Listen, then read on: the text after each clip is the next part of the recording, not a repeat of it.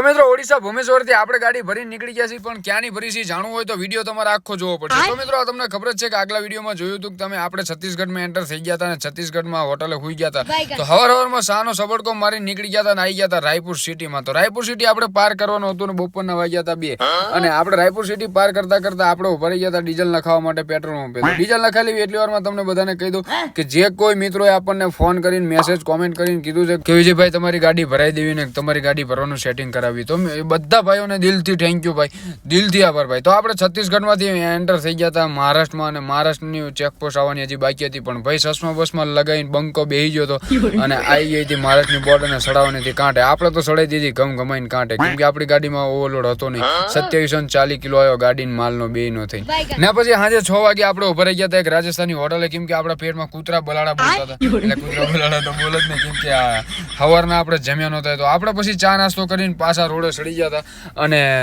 રસ્તામાં આપણને મળ્યું હતું થોડું ઘણું ટ્રાફિક, કેમ કે ટ્રાફિક એટલે મળ્યું હતું કે આ ખટારામાં થયું હતું એક ખતરનાકનું એક્સિડન્ટ, તમે જોઈ શકો છો ખતરનાક એક્સિડન્ટ થયું હતું, એટલે અડધી કલાકનું ટ્રાફિક મળ્યું હતું। અને પછી આપણે પહોંચી ગયા હતા નાગપુર ને નાગપુર પહોંચતાની હારે જ આ ભાઈઓ આપણી સારું સાદું લઈને આવી ગયા હતા। તો એમને ભાઈ દિલથી થેન્ક યુ, કેમ કે આપણા માટે સાદું લઈને આવ્યા હતા। તો આપણે પછી સાદું ઘણા દિવસ પછી પીધું તો આપણને તો આવી ગઈ હતી મોજ, એટલે ઘડીક ભાઈઓ હારે વાતો કરીને પછી ભાઈઓને કહી દીધું બાય બાય, તમે જાઓ આપણે થઈ જવી રવાના। તો આપણે ક્યાં જવાનું છે ને ક્યાંની ગાડી ભરી છે જોવું છે તમારે, એ મુંબઈ।